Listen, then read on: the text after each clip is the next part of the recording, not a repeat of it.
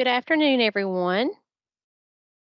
It looks like we have several people on the Teams meeting this afternoon, and we appreciate you all taking the time to join us.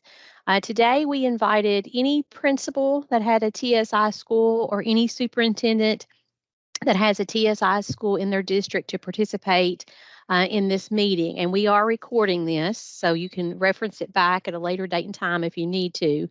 But what we wanted to do today is share with you what type of supports that the department has to help support the TSI schools in your district. There'll be an opportunity at the end of this webinar to scan a QR code to register for some systems training in January, as well as to register for some individualized help from the department. So at this time, I'm going to turn it over to our District 180 Program Manager, Ruth Swanson, and let her kick off the presentation for the afternoon. Thank you, Dr. Foster. And again, my name is Ruth Swanson. I'm the Program Manager for District 180, which is the school improvement branch at KDE. And presenting with me today will be Jackie Thompson. And Jackie is one of 5 continuous improvement coaches that are available to support schools and districts across the state.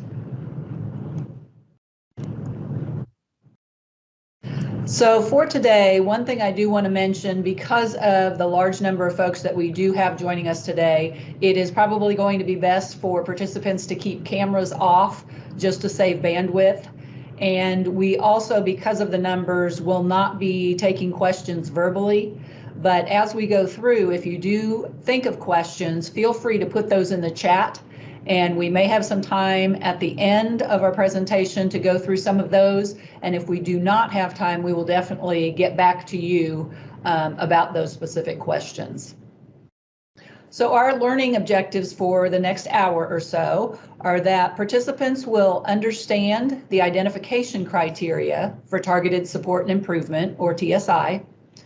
We want participants to understand the school improvement requirements for TSI schools, and then to also understand the process of improvement planning specifically for targeted support and improvement schools.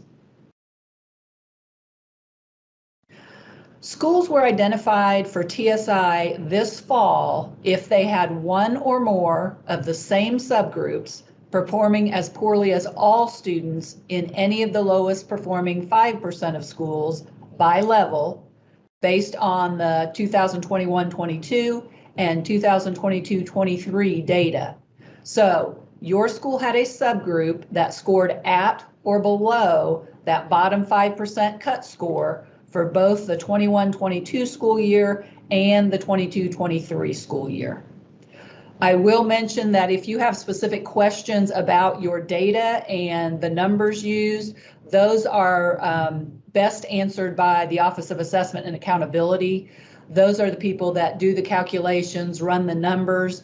We get the list then from the Office of Assessment and Accountability of those schools that meet the definition. So any calculation and numbers questions can go to the Office of Assessment and Accountability for the best answers. So there are several requirements that schools who have been identified for targeted support and improvement need to be aware of. The first one is that a school identified for TSI must revise its Comprehensive School Improvement Plan, or CSIP, with the involvement of local school personnel and other stakeholders. So for many of you, that may include a school-based decision-making council. And the principal, other school leaders, teachers, and parents should all have input on this revision of your CSIP. Another requirement is that your local Board of Education will need to review and approve your revised school improvement plan. And then the last requirement, although KDE provides guidance and support to schools and districts around TSI, it is really the responsibility of the district, or the LEA, to monitor and support the implementation of the school improvement plan to ensure its successful implementation.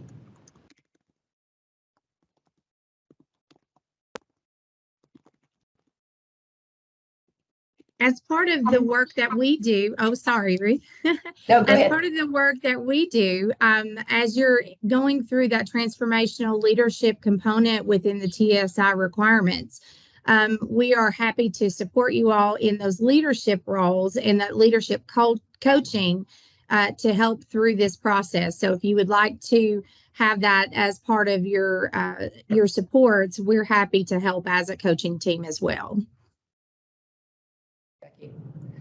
So in terms of logistics, the components or the elements, the requirements for TSI are actually going to be addressed right there in your CSIP template.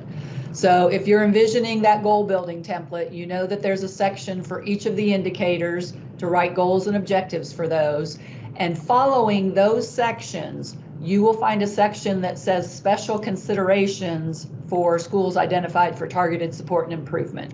So that's where you will address these specific requirements that need to be in your revised plan. The other thing that we will be discussing is the selection of evidence-based interventions and other actions that you might determine that are needed, and those practices, those activities need to be included in your CSIP under an appropriate goal. So we'll take a look at where that might go. And then you know that all activities that are in your CSIP, you also need to be planning for how are we going to measure whether we are actually implementing, and if we're being successful with our implementation, how are we going to monitor progress of students and staff, and then how are we going to fund any of these new interventions or activities that we might be doing. So the specific requirements that you're going to address in your CSIP template include the following: components of turnaround leadership development and support, identification of critical resource inequities, evidence-based interventions, and then any additional actions that would address the cause of consistently underperforming subgroups of students. So we're going to take a look at each one of these requirements in a little bit more detail.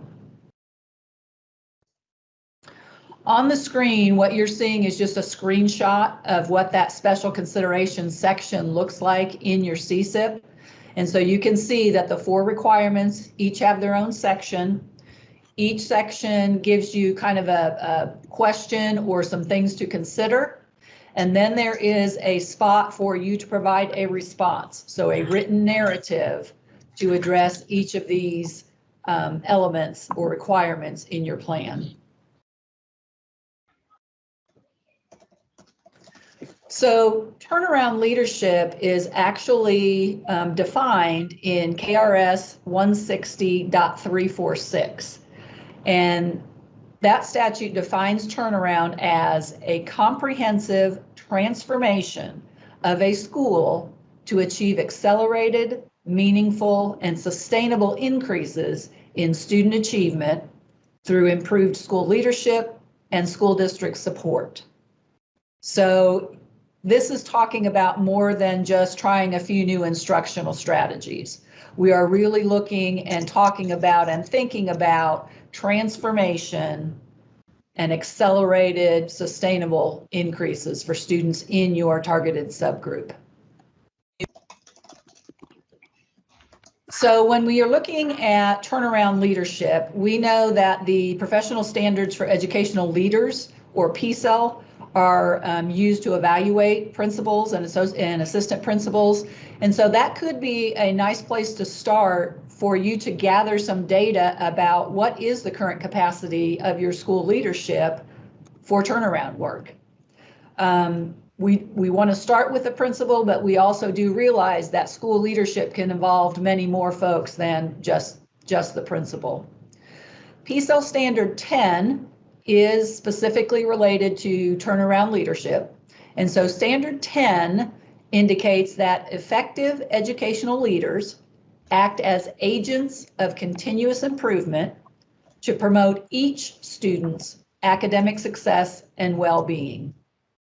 Now, this standard has 10 elements to it, and we won't necessarily talk about every single element in there, but we will highlight a few just to kind of talk about through the lens of TSI and targeted subgroups. So if you look at element A, it tells you that effective leaders seek to make school more effective for each student, for teachers and staff, for families, and for the community. So you really want to be thinking about how your school leadership is working to make school more effective for students in your targeted subgroup. How is it that you are thinking about their families and the communities that support them? What does that look like in terms of improvement for them? Additional elements, if you look at element C, it indicates that effective leaders prepare the school and the community for improvement, promoting readiness, an imperative for improvement, instilling mutual commitment and accountability, and developing the knowledge, skills, and motivation to succeed in improvement. And then element D discusses that effective leaders engage others in an ongoing process of evidence-based inquiry, learning, goal setting, and so on. So you really want to be thinking about what message has your leadership shared regarding your identification as a TSI school and regarding the needs of students in your targeted subgroup. Also be thinking about how does leadership engage others in this important work and the work of determining what steps are going to be necessary to meet the needs of your targeted subgroup. Element E indicates that effective leaders employ situationally appropriate strategies for improvement, including transformational and incremental, adaptive approaches, and attention to different phases of implementation.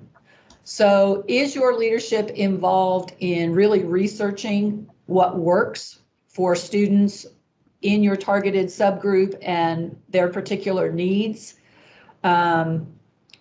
Do they use data to evaluate and to measure whether what you're currently doing is working? And then this idea of paying attention to different phases of implementation can be very important. You really want to think about implement strategy and do it. You need to think about, are we choosing based on data and based on research? And then what needs to happen before we can actually implement this? Is it training? Are there certain materials? Is there other things that we need to think about before we can actually implement the strategy? So one important aspect of turnaround leadership is thinking about the phases of implementation.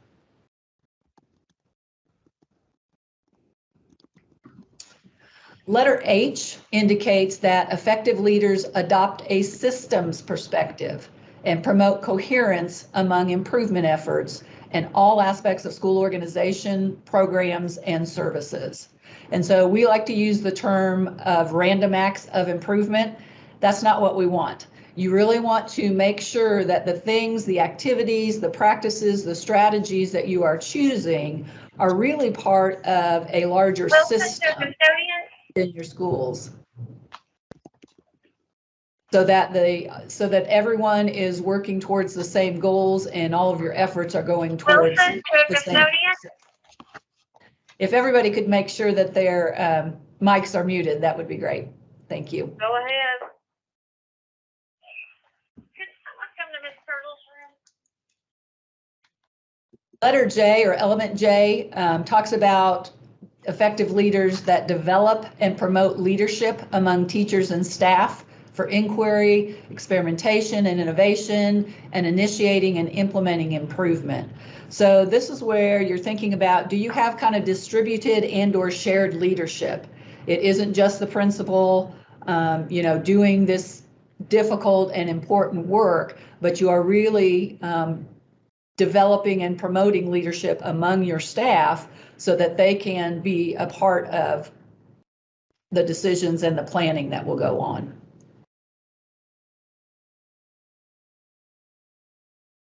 This is another component that Ruth and I talked about earlier about ensuring that we're doing the CSIP process and the CDIP process with multiple stakeholders. As a coaching team out in the field, we often see the CSIP being done or the CSIP being done in isolation. All of these components are true products of what we want to see, that there are many stakeholders involved in the improvement plan just as much as the improvement actions that go along with that. And again, like we talked about earlier, that we can promote that and help that and support that through the coaching if it needs to be there. So by all means, reach out to us for that support as well. Thanks, Jackie. So this is the section on the CSIP template that addresses turnaround leadership. So you're asked to think about how will you ensure that school leadership has or develops the skills and dispositions to achieve accelerated, meaningful, and sustainable increases in student achievement for underperforming subgroups.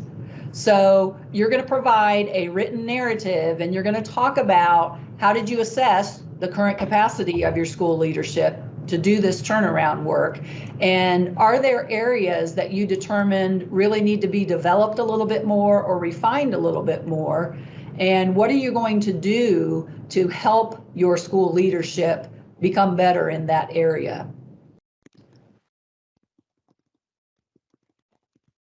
So the next requirement is around this idea of resource equity. And resource equity refers to the allocation and use of resources. And resources can be things like people, time, and money to create student experiences that enable all children to reach empowering, rigorous learning outcomes. So this is all about looking at how resources are allocated and used to meet the specific needs of your targeted subgroup. And so you want to look at how are you currently using time during the day, during the week, specifically for your targeted subgroup. How are you arranging schedules to meet their needs? How are you ensuring that the materials they have access to and are learning from are rigorous and up to date? And then how are you making sure that they all have access to rigorous content and quality teaching and quality teachers? So you want to think about those in terms of meeting the needs of all students, especially those in your targeted subgroup. We'll take a look at a few important terms, dig down a little bit deeper about this idea of resource equity. So equity means access to these resources, access to support, access to opportunities that are really based on individual needs. So it's not everybody gets necessarily the same, but everybody gets what they need based on their needs. The other thing about resources, we're not just talking about money or just actual materials, but you really want to think about different assets and capacity as well to fulfill the needs of and support for the learning environment for each learner. And you can think about those in terms of material, digital, and human resources. So Cognia is one of our partners in school improvement. And in fact, the Cognia performance standards are what we often use when we are monitoring schools. And so they have a particular standard that relates to resource equity. So standard 15, states that learners' needs drive the equitable allocation and management of human, material, digital, and fiscal resources.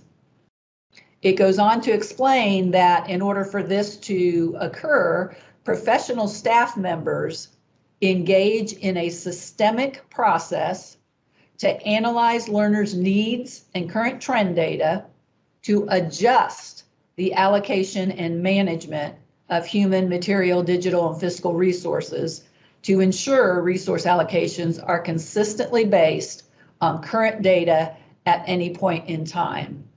So this is really asking you, how are you using student data to allocate resources?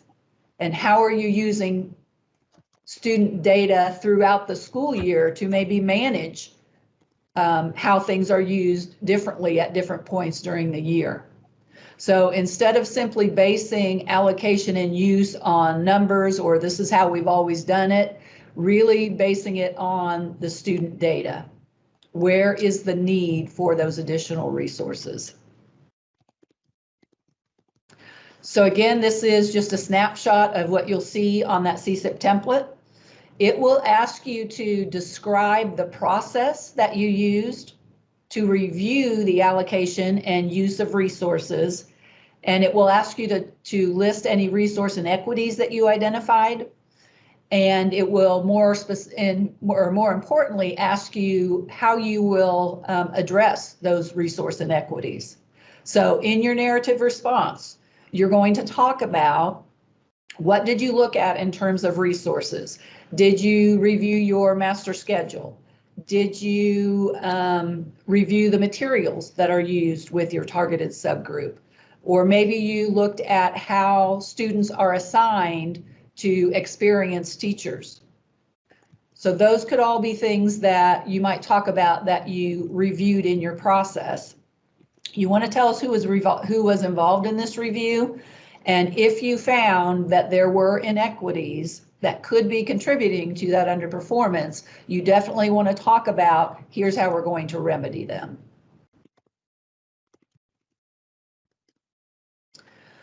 So the third requirement talks about additional actions to address the causes of this underperformance. And so in this area, we're really looking at the learning environment, and in particular, the learning environment for students in your targeted subgroup.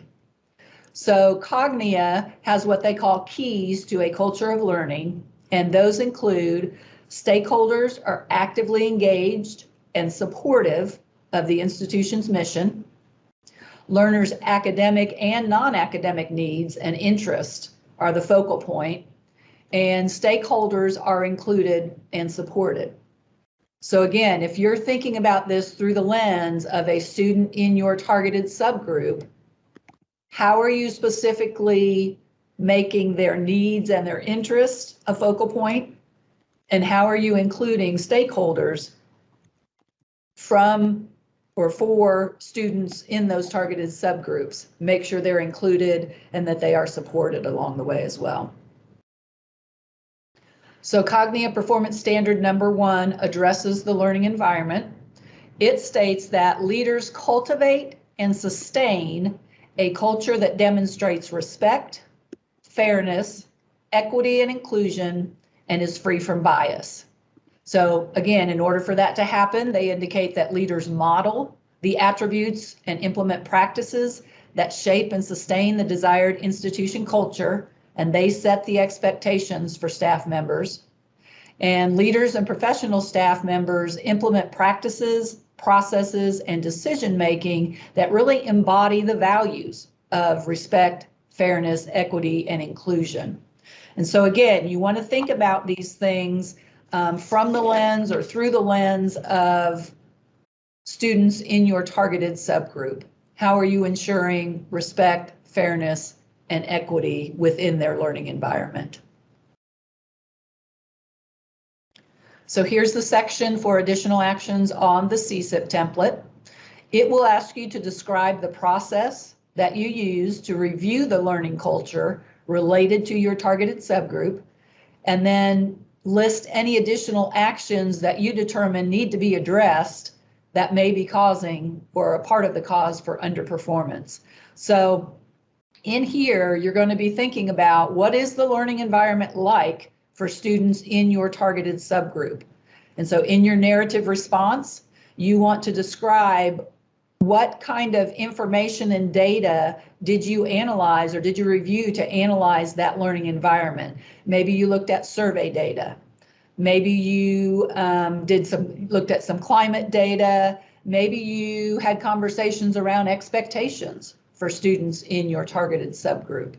So talk about what was it that was reviewed and discussed, and then list anything that, any actions that you think need to be taken in order to address some of these things.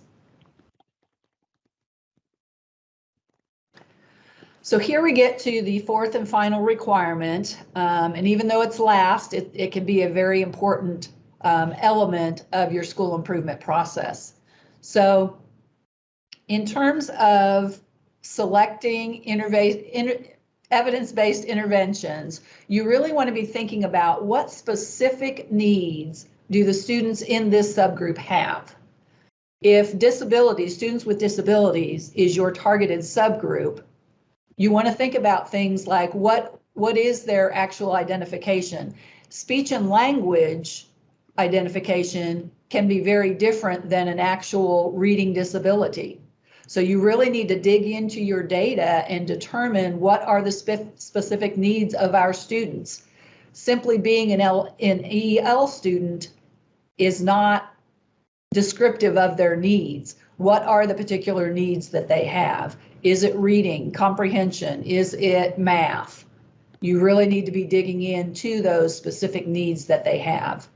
And then you need to be on the search for what instructional practices have been shown to be effective for students in this subgroup and with the needs that you have uncovered.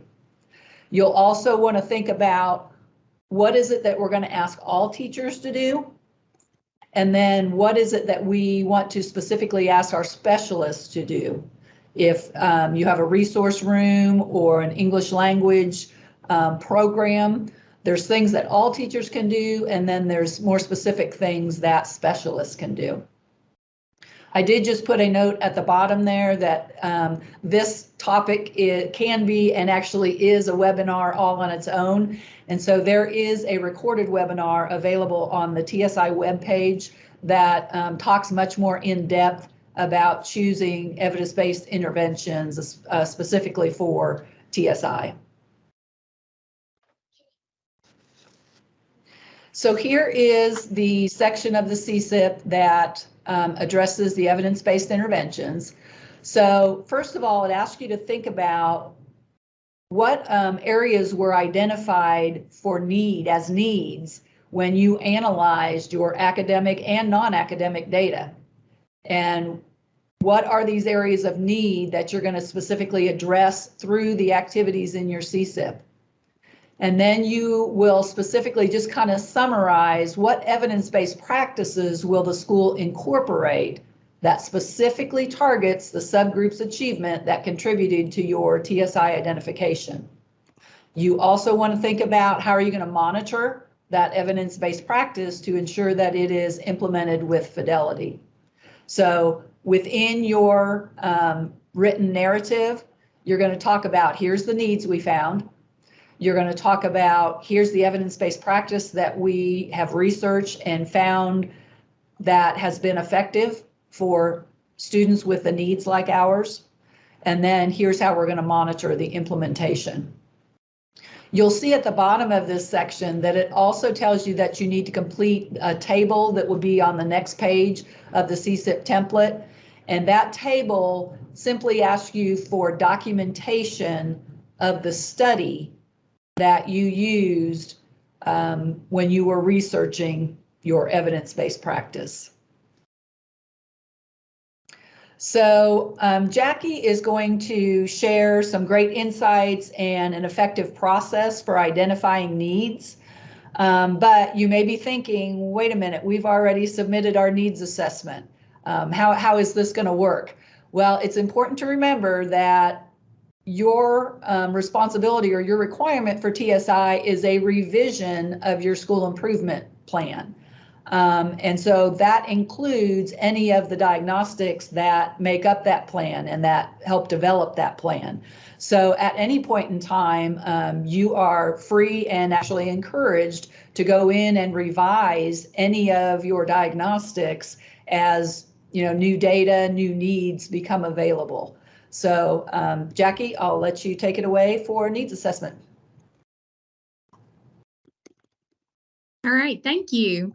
As Ruth said, everyone's recently been part of the needs assessment, and the tool we use for that is the key core work processes. These are really all the things that will provide insight on areas that really surround school improvement. And we're to look at them and reflect on them annually to determine areas that are being done well in the school or within the district, as well as areas of concern. The 6 key core work processes truly envelop the overall running of a school, and they build off each other, as you'll see in the next slide.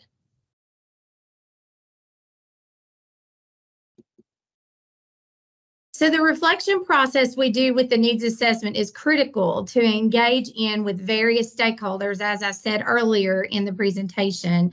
And that's really to navigate what area or areas of improvement each school or district focus they really want that to be. It's meant to be a true assessment of your current state, so areas of concern and the root cause of those concerns reveal themselves. So as we see, the first one is design and deploy standards. We want to ensure that standards in our curriculum documents and the curriculum areas are truly tightly aligned to the Kentucky academic standards. We want to make sure that the second one, design and deliver instruction, we're providing high quality instructional practices, and we're providing high yield instructional strategies and all of the things that go with are enveloped under that particular key core work process. As we have done that, then we then assess our kids. So we want to ensure that our staff is completely in an understanding of what assessments we use, why we use those assessments, and we have and attain that assessment literacy. And then we have to review and analyze that data and make adjustments based on that data. And so we want to make data-based decisions. So that fourth component, or the fourth key core work process, is reviewing and how we analyze and apply those data results. We also have, based on the input that the data gives us, we have to align and deliver and design our support services that go along with that. So the fifth key core work process is design, align, and deliver support processes. So what does that support look like? And we're using our data to make those decisions. And then establishing learning culture and learning environment. That's that final component. So all 6 of those literally are the surrounding components that really make up what a school is. Then the key core work processes look a little bit different this year. We really wanted to make sure that we narrowed some things down, removed some repetition, and made them more concise. So they've been condensed a little bit. And like I said, we wanted to do that to promote the consistency and remove that repetition so that we can be more concise in our improvement decision making. The title surrounds the 4 to 4 questions, and each to 4 question is listed underneath that title, the key core work process title for guidance. The operational definition has been updated and again made more concise. We really want schools to read and understand it going into the needs assessment work. It's really imperative that schools understand the operational definition before analyzing current states, because we really want that to be meaningful work. Then the guiding questions are there to serve as a resource for analyzing current state at a deeper level and provide a more narrowed insight into the improvement needs. And we want to first look at them holistically and then gather evidence where we can put that evidence in the right-hand column. But we want the evidence to be really holistic so that we can really truly look at that key core work process as a whole. In the past, we've encouraged the highlighting process to be done first and then evidence listed based off the reflected color choice. And if you chose green, you had a lot of evidence to support that color. Yellow, not so much evidence, but you had a good batch of maybe spotty evidence. And then red, maybe no evidence at all. Now we encourage the evidence listed first as that first step in the analysis process, and then to read each bullet individually and highlight the color accordingly as a course according to the evidence. This provides you with a true look at quality evidence and how that evidence supports that key core process, and the color is determined based on that analysis and conversation with your stakeholders. So then after the highlighting process has occurred, we want to revisit that guiding question. And then, of course, this highlighting process is part of that. So when you determine if each component or a component is green, then we know that the systems are solidly in place, they're monitored, they're evaluated for effectiveness, and they're positively impacting all students. And all of our evidence listed in that right-hand column supports that. If in the event that's not the case and we really can't feel comfortable highlighting that particular indicator green and we highlight it yellow, we know that that is a spotty implementation, it's inconsistent, and it's not really systematic. Even though it is apparent and it's present, it's still not a consistent part of our everyday planning. And then if we decide to highlight red based on the evidence that we have, that means that systems are lacking. It may not be on our radar right now, or it might not even need to be a priority at this time. So highlighting yellow or red is not necessarily a bad thing. It just means that we are trying to truly prioritize our work. Once the analysis is complete and the highlighting are visible, the discussion then begins which 2 or 3 key core work processes to focus improvement around. What is the most urgent need this current time based on our current state? You'll then need to build your plan of attack on the improvement areas using some sort of continuous improvement tool, such as a PDSA model, a 30, 60, 90-day plan, something that keeps you on track and holds you accountable to get the work done in a timely fashion. This is plenty of work to take on for a year. We say 2 or 3. Yes, that's plenty of work to take on in a year's time frame, because we all know if we try to fix too many things at once, we can't accomplish what we really set out to do. And Ruth alluded to that when she talked about the random acts of improvement. This also, again, encourages further that the CSIP and the CDIP be a living, breathing document and revisited throughout the current year to ensure that we stay on target and progress toward that goal of improvement. If narrowing down to 2 or 3 key core work processes becomes difficult, though, and we can't really decide, then further root cause analysis process might be needed, such as a SWOT analysis where we look at strengths, weaknesses, opportunities, and threats that might be in the way, or we look at a fishbone activity, something that will dive us into what our root cause is. Our continuous improvement team supports many schools across the state currently in this work, and we're happy to help with this if any of you would like us to look at your needs assessment and try to help and coach you through that. As I've said a couple times before, our contact information will be at the end of this presentation, so we encourage you to reach out to us if you would like that support. We are a free service provided by the State Department. We offer several other services as well, like support in building your improvement plan, professional learnings that you might want to embed in your improvement plan, as well as many other things. So contact us for that support. And finally, once you've completed all the components in my journey, items 1 through 6, you'll reach the item number 7 where you were asked to complete the key elements template. You'll complete this template, and here is where you'll click, as Ruth has circled there, to get it to pop up for you and what that looks like. And we'll talk about what it looks like in the next slide. But at the bottom, there is, if you'll go back, sorry, Ruth, if you'll go at the bottom of this particular slide, you see the attachments. Here is where you want to attach a copy or a picture or a scanned image of your needs assessment and any other things that you have done in the needs assessment process, like a SWOT analysis or any other root cause analysis tools. We always want to keep in mind that less is more in a lot of ways, but here is where you'll attach all of those pieces. The more you do to dive deeper into the work to find root cause and areas of improvement that you really want to focus on, the better. So those are and can be attached here at the bottom, and you've seen that in your My Journey as well. The next slide here is the key elements template, and of course you're going to embed that.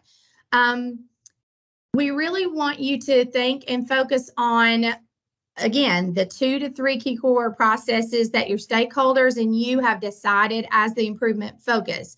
So on the key elements template, you will mark yes in the middle column there on the 2 or 3 that you decide that, yes, these need to be a priority for us. And in that right-hand column, you will then do just a short, maybe even a bulleted list of plans in terms of your plan of action that you'll take to begin these improvement efforts. Then on the other key core work processes that are not going to be priority for you this particular year, you mark the response no in that middle column and leave the right-hand column blank.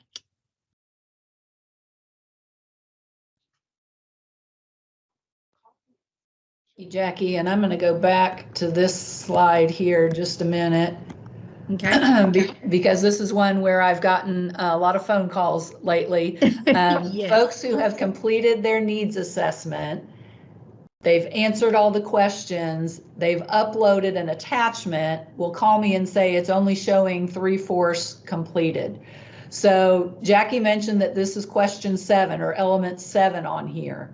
And if you look here, it tells you that you must upload your completed template in the attachment area directly below. So if you are like me, in past years, you were used to uploading your documents at the very bottom of that page, and we were not able to monitor that everyone had actually uploaded something when it was done at the bottom of the page. In order for us to be able to monitor that, it needs to be connected to a question. And so now that key elements template is specifically associated with question 7. So you need to click where it says attachment directly under question 7, not at the bottom of the page, to upload your key elements template. So if you're seeing that your needs assessment is not showing as completely complete, that may be why. I've answered a lot of those questions. So Jackie has put a plug in for continuous improvement coaches and the supports that they can provide. So we're going to talk about just a few other opportunities for support that we really encourage TSI schools and districts with TSI schools to take advantage of. One of those other supports is what we call hub schools. And the Kentucky Hub Schools are schools that were previously identified for improvement, and it was back when they used to be called priority schools. So they were identified for improvement, and through their improvement planning efforts and through a focus really on systems, they were able to make extensive and sustainable improvements in their student achievement. And so there's 2 schools listed on your screen right now, Franklin Simpson High School and Pulaski County High School. You'll notice that, yes, they both are high schools. But when you visit them and or when you talk with them and learn from them, you're not necessarily looking at specific strategies and whether it's high school or elementary or middle school, but it's all about how did they go about building, developing, and really sustaining the systems that allow their particular strategies to be effective for their students. So contact information is at the bottom of the slide there. For Franklin Simpson, you can contact Donna Bumps, and for Pulaski County High School, you can contact Todd Tucker if you'd like to visit. Both schools do also have some extensive resources available on their webpage for hub schools as well. Just a few other things that we want to mention in terms of resources. There is a targeted support and improvement webpage. And so I've already mentioned that there's a webinar there about evidence-based practices. There is also a separate website or web page for evidence-based practices. So there's lots of information that you could gather there. If you go on the continuous improvement tab of the school improvement webpage, you will be able to click on a link that will share with you some of the topics and areas that the continuous improvement coaches may be able to support you with.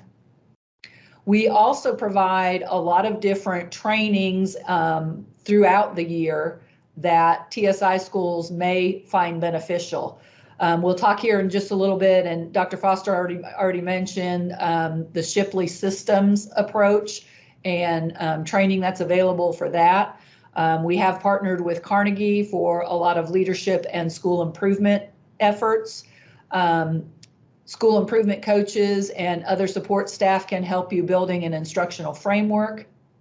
The National Institute for School Leadership, or NISL, always has a couple of cohorts that are run each year. And so we would encourage you, if that's of interest, to look into becoming members of the next cohort. We have worked pretty extensively with Mike Rutherford.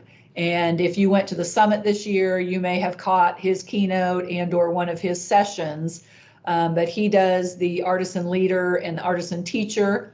And so we do provide opportunities for folks to join him in some training from time to time as well. We also have several staff members who have been trained in cognitive coaching, and so they could provide that service for you as you are working through your improvement process. And then hopefully you have taken advantage of attending the Continuous Improvement Summit each year, because there's lots of good sessions that would be beneficial there.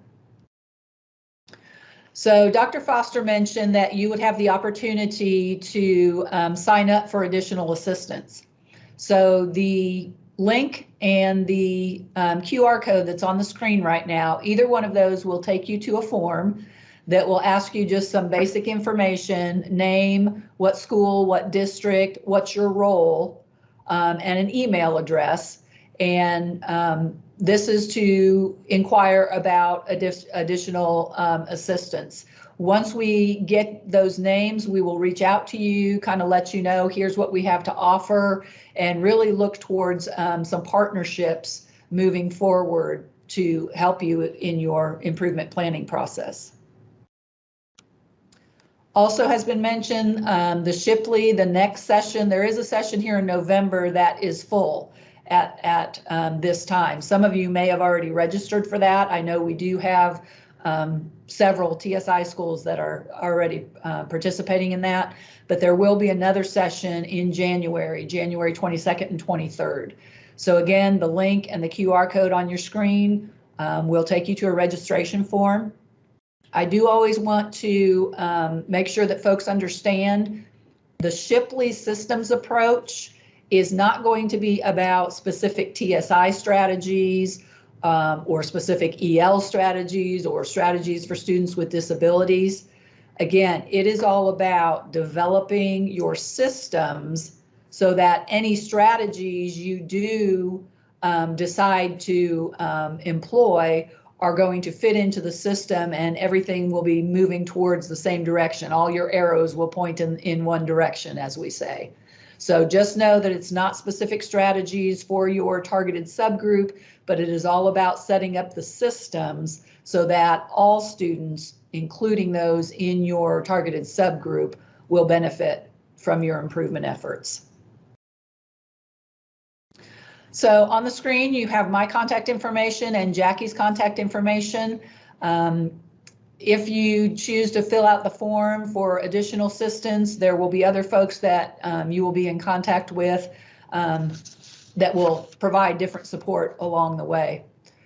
Again, we truly appreciate. Ruth, it looks like that if you go back to the 2 slides with the QR codes and the link, they are not able to click on those links, and they say the QR codes are not working. So if we could get the links in the chat for both the Shipley training and the additional assistance, And when we send out the slides to everyone, we will also send out the answers to the questions in the chat.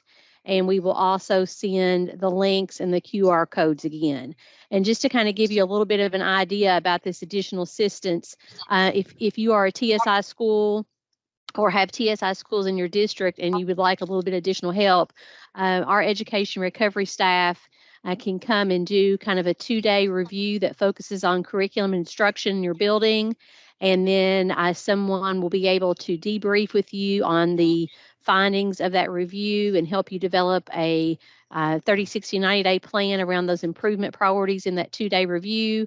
And then we can also provide some additional coaching and on-site support based on the improvement priorities found in that review. And then, as Ruth mentioned, we have upcoming Shipley training in January that we would like for you to register. And then we also have upcoming Rutherford training. And so really, if you're interested in that additional assistance, we'll get those links to you in the email and in the chat. And we would really look forward to working with you guys. So Ruth, I'll turn that back over to you if there's anything else you want to say in closing. Yeah, I will just again thank everyone for joining us today. I know it's a lot of information in a short amount of time, so definitely feel free to email either myself or Jackie about any questions on things that we presented today, and then reach out, sign up for that additional assistance if that is something of interest to you. I'm having difficulty getting that link into the chat. And I think it may not be a link issue, it may be an access issue, so I may have to go into the forms and open up access. So I will definitely shoot out an email when we have figured out that access issue. So again, thank you all for joining us and have a great rest of your afternoon.